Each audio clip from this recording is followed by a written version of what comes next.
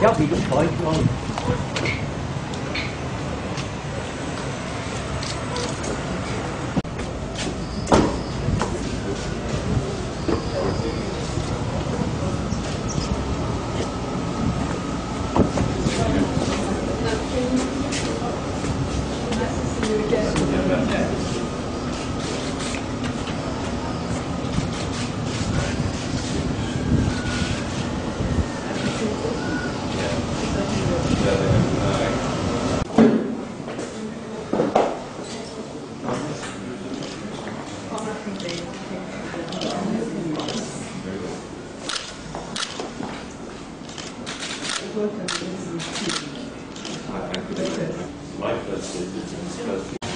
Well, first of all, I'm actually the first Swedish Prime Minister to visit Burma.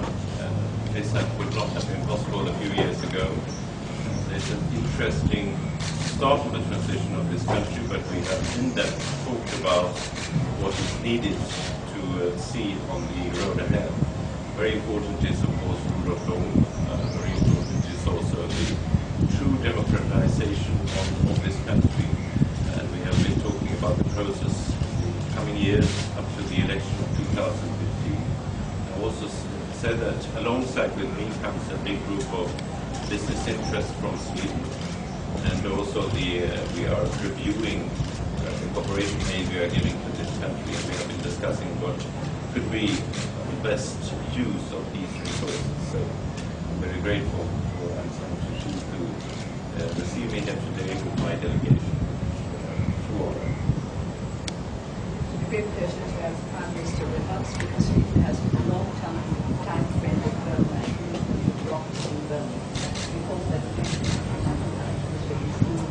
as we improve our democratic process. There is still a long way to go, and in order that we may be able to achieve the goals that we do wish to achieve, it is necessary that our friends are aware of what is really going on in this country and what our genuine needs are. I'm sure because of the understanding that has existed between us for so long, we will be able to improve on this understanding and to make Burma into the kind of country that we all wish to see. Now I think I'll keep this my statement to this and I will take questions. So how much of the democracy is Burma today, would you say? How much of democracy?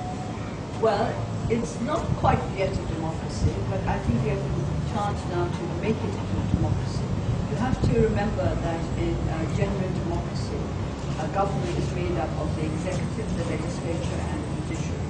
And in some ways you can say that the judiciary is key, because unless we have an independent and clean judiciary, we cannot really say that there is rule of law.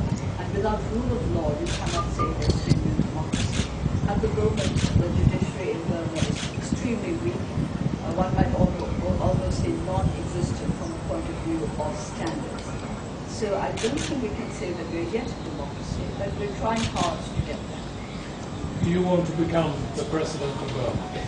Yes, that would be a good idea. I could constitute all the changes I want to bring back. Madam Suu Kyi, one issue which has been of great concern to many is the issue of the Muslim minority that calls itself the Rohingya in the Rakhine province.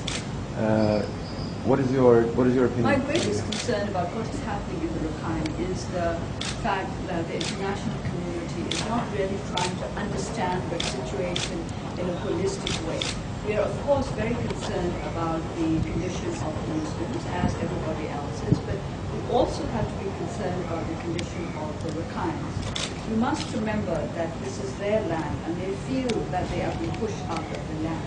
Whether their fears are justified or not, we'll have to find out. And in order to get a genuine and true picture of the situation, we will have to be able to send independent observation missions here, which are acceptable to both communities.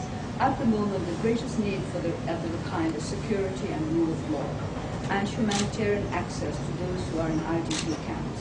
And humanitarian access will be given in such a way as is acceptable to all concerned.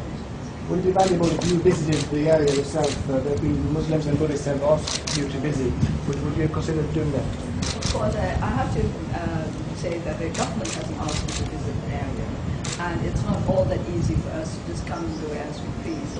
But certainly I would be very happy to help should both communities wish me to do so.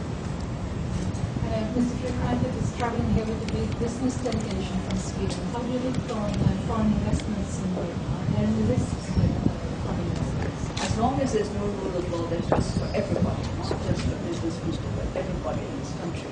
So that is the first need, that there should be rule of law in this country. And also, of course, I'm sure you're aware that the Foreign Direct Investment Law has just been passed by the legislature, but the regulations have not yet been drawn up. And the regulations are crucial. And on top of that, even with the law out and with regulations out, without clean and independent courts to make sure that laws are observed, I do not think you can be certain of where your investments are going to go. So, one question from Swedish perspective. I know that my editor-in-chief for Expressen has wrote you a letter about the Swedish journalist David Isak, who's imprisoned in Eritrea for about 11 years without trial. What's your best advice to the Swedish government to put pressure on the Eritrean government for getting him released? I sometimes wonder whether pressure is the way we should put it. I have always found that it's best to reason with people. Of course, if they're totally unreasonable, then you have to make them understand where unreasonableness will take them. I think people have to understand that give and take is the way to go forward in this world. And give and take means that both sides give a little, both sides take a little. And when it comes to human rights, you have to take a very firm stand. Human rights and rule of law. This young journalist should be considered first as a human being, and secondly, he must be treated in accordance with the law of the land. That, of course, we have to accept. Now, if the laws of the land are not in keeping with international standards, these will have some points out of them. But I would very much like to suggest that you have serious conversations with those who are in a position to release him about what it means, not just to your country, but to your world, to the world, and to all journalists, if one young journalist is imprisoned in this way. Madam Suchi, one question. For the election for 2015, based on the by-election that was just now, of course your party had a very successful election. Are there any risks if the NLD would take a position of a dominant political party in Myanmar? Do you mean that are there any risks that the NLD will get spoiled, or that are there any risks that those who are opposed to the NLD would somehow try to upset the results of the elections? I mean that perhaps in this stage, would you agree that there is a need for a breadth of many different parties compared to one dominating political force in the country? I think what I believe is that a lot of problems will have to be worked out before the 2015 elections. People keep talking about the 2015 elections, and I keep saying what is really important is what happens in 2013 and 2014, and not what actually happens in 2015. Unless 2013 and 2014 see us moving in the right direction, 2015 will not turn out to be the kind of year that we hope for. The NLD is not out for total authoritarian power. What we are out for is a chance to establish strong democratic rules, and in order to do that, we are always prepared to negotiate the matter. But do you find that there may be a bit of a strain, all these foreign visitors coming? President Obama is coming next week. Do you have enough time to do your party work and other important tasks? Well, it does keep me up very late at night. It makes me get up very early, but that's part of the job. And the last question. So, what's your hopes for President Obama's visit here next week? I won't limit my hopes to President Obama's visits, because after all, your Prime Minister's visit also is part of our hopes. We hope that by engaging with the rest of the world, this country will understand what we need to do in order to make our nation one which is acceptable internationally as not just a democratic nation, but as a successful nation that respects human rights and is able to look after its people.